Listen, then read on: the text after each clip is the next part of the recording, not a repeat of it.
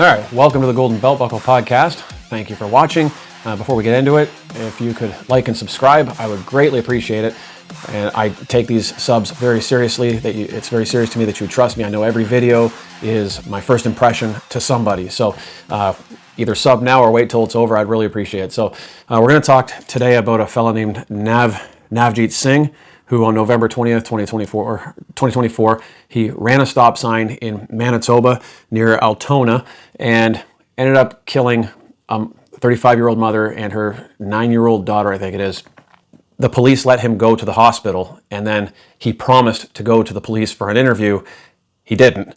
He fled the scene. He fled. He took off. So the RCMP issued a nationwide warrant for this fella, and they just nabbed him on the 22nd of August this year, like just a few days ago. So, or what day is it? I don't even know what day it is today, but recently, last couple of days. And so they caught him in Toronto. He's from the Brampton area. I'm assuming he was trained in Brampton. And so, yeah, he's been charged with 2 counts of dangerous driving, causing bodily death. And the mother, she died at the scene, and the daughter, she ended up making it to the hospital. And tragically, she died in her father's arms. So those are the basic facts of this whole thing. Now, if you're an American watching this, you might think to yourself, well, this has nothing to do with me, but I can assure you it does. See, if you look at the broader context, so you got the United States, you've got Canada, and then you've got another country, India. You've got a feeder country. They're feeding their people to both of our countries. Okay, and we're going to get into that more. But the significant thing is this accident happened last November. So if you watch my other videos, I mentioned how earlier this year the MTO found irregularities in the training practices of some of these Brampton trucking companies or trucking schools, and they found them committing fraud. So they ordered several drivers to go and retake their driving exams, right? And the reason they did this earlier this year, I think it was July, was because was it October, the CBC aired an investigative report on the trucking schools in Brampton, and they're the ones that uncovered all the corruption. They found the schools were cramping 3 students into 1 truck and then compacting the mandatory entry-level training hours, the 103.5 hours, all into, a lot. They were cramming it into a short amount of time as possible so they could pump the drivers through the schools, what they were doing, right? And they also found that these schools were bribing drive test center employees to give them licenses when they didn't deserve it. So Brampton at that time was a culture of corruption, right? Corruption, bribery, fraud. The CBC uncovered all of that. And that would be the context that this guy was trained in. Just like the other driver I mentioned, the one that killed he smashed into the back end of that grandmother, that 68 grandmother, killing her and her 2 kids. And that other fella who, this guy here was, he killed the people near, I think it was near Laval, Quebec, or he almost killed them. He ran a stop sign and he took out a family of 5. Parents were ejected, right? So Brampton, these drivers were all trained in this context of corruption and fraud at that time before CBC blew the lid off this. Now, so this guy here, the question is, what kind of training did he have, right? And then the broader question that I think we got to look at, and this is where the cash value is, Brampton being so full of Punjabi East Indians, what does India look like, right? So let's look at the broader context of this whole situation. So I've been doing some digging into India. There's many different angles you can look at India in, and I want to do a deeper dive into all of it. But focusing specifically on the driving so we can keep it simple, I was reading the Times of India, and what was the other one? India Times and the Times of India. And they were talking about polls that had been conducted with East Indians themselves. And they're saying 80% of Indians don't feel safe on their own roads because they're so poorly trained. And I'll tell you why. They also, now this isn't just a city, this is a country, it's countrywide. They have a culture of bribery and corruption and fraud, right? You can just pay to get your driver's license over there without doing any testing. They found 6 in 10 people who have their driver's license in India never even took a test. One of their government officials came out and said that probably 30% of all Indian licenses, they're all just fraudulent. They found that there was they have their own version of drive test centers in so Delhi, for example.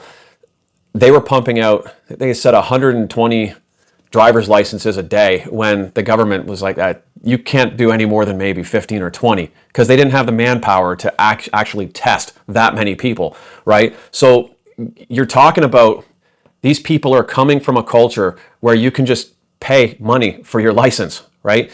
And it's not shocking when they immigrate en masse to a certain area in Canada that same culture of corruption and fraud would come along with them. Now, it's not just they're trying to, bamboozle Canadians.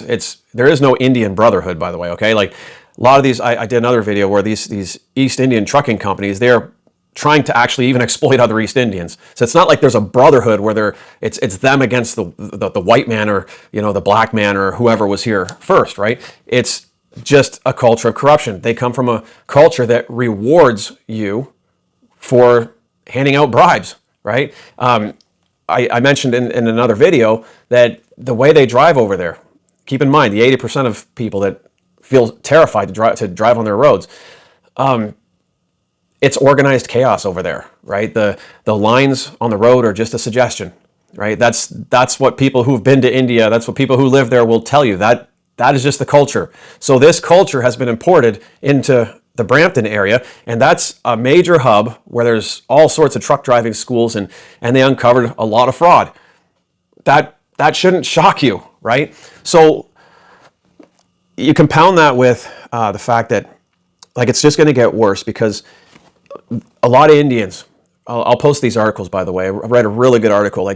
Their life goal is to come to Canada or the United States. That is what they fantasize. The reason they want to come over here is because of a lack of opportunity. It doesn't even matter what class you are. However, if you're a dullet or another backward class, lowest is the dullet, I believe, you have every incentive to want to get out of there. I thought the caste system was done away with, but it's not. Recent articles suggest it's still there. Probably, I guess, even if it was officially done away with, the mindset doesn't just go away, right? It's like slavery, right? In the States, it's not like emancipation is proclaimed. Hey, we're equals now. That's the mind doesn't work like that, right? So that's what you've got going on there. So there's so many angles to hit this from, but what's likely going to happen to this guy, right? Actually, I'm back up a little bit. The reason they want to come over here is because permanent residency, this is one of the reasons listed, permanent residency is very easy to get in Canada, right? And so Canada is attractive for that reason. So we'll dig a little bit further, okay? So under our laws, and someone can correct me if I'm wrong, if you work for the MTO, let me know if I'm getting this accurate. We don't have any reciprocal laws with India. So when these hopeful immigrants come over here to start a new life, they come over on student visas a lot of times they don't. A lot of times they have experience driving in India. So when they come over here, our rules will, if you have significant driving experience in India, our rules will allow you to bypass the graduated licensing system. If you have, it's like a certification letter that you have that can certify you've been driving for so many years. So they come here off the boat, often at the behest of a trucking company that helped them get here, and they do the G license, the test, and then they go right into a trucking school and get right into a truck. And now my question, okay, just as a concerned citizen, is if fraud is that rampant, does the government really have the manpower to scrutinize every single person who comes over here to see if their license is valid or should be validated, right? That's a question I have. If someone can answer that for me, that'd be great. So you put that into context with everything. It's a good likelihood when they come here, the fraud has already taken place. They might have paid for their initial driver's license. They might have been one of these people that just got the license with no testing, right? So yeah, those are the concerns. So the takeaway I have from all of this, you shouldn't be shocked when you import their culture that we get their problems. That's number one. And number two, I know East Indians, especially the Punjabs, I know that they watch a lot of North American YouTubes. Maybe even they're watching this channel. And this would be my advice to you. Because honest people who want to come over here. They have English schools, okay? That's another thing to talk about. We'll get into that another time. Learn your English and learn how to drive properly. And even when you get over here, stay away from those trucking companies. Stay away from any school that's going to promise you the world in just a few weeks, okay? I don't care if you got to get a job doing washing dishes. You're better off, even if you had to pay the 10 grand out of pocket, eating crap for the next 2 years, renting a little room in a basement. You're better off doing that and getting the proper training, maybe even going through our graduated licensing system and acclimatizing yourself to how we drive here. If you really want to do it right and do it safely, go through the G process, or graduated licensing process, which leads me to another question. I don't know why we even accept their licenses. I don't know why we accept any of their driving. Knowing what we know about their culture, I don't know why we accept any of it. I don't know why we don't just make all of them go through that. That would take care of a lot of these fly-by-night trucking companies that prey on naive young men from over there. That's what I said. Go through, do it right. Because if you want to come over here, if you're a young man or a young woman coming over, the whole reason you want to come here, and I know because I read about you want to come here because it's almost like it's the promised land. You know, the women over in India, they don't feel safe at all. I read about that a lot. They don't feel safe in India, right? So why would you want to come over here and make our roads unsafe or your own person unsafe? That was the women's concerns themselves. India's not a good place for women apparently, but. India's roads are unsafe, they're dangerous. Why would you want to import that over here? If you're trying to get away, if you're trying to get, unless of course you love that culture and you haven't drawn the connection between the lack of opportunity you have in that country and your culture, right? The whole reason we have opportunity over here in Canada is because, well, we know how to get things done. We've got a good, orderly country. It's a different culture, right? So, yeah, and we've fought really hard over the past couple of 100 years to make it that way. You can read old stories about, you know, the development of our labor laws. And, you know, it's a real privilege to have training programs and have labor rights in this country. It hasn't always been that way. So that's my advice. Any hopeful coming over here. So yeah, that's the show for today. One last thing before I go. What's this guy going to get? He'll probably get less than 5 years. He killed 2 people. The other guy killed 3 people. He got 5 years. This guy here will probably get, I'll bet he gets a year or 2, right? Anyways, that's the show today.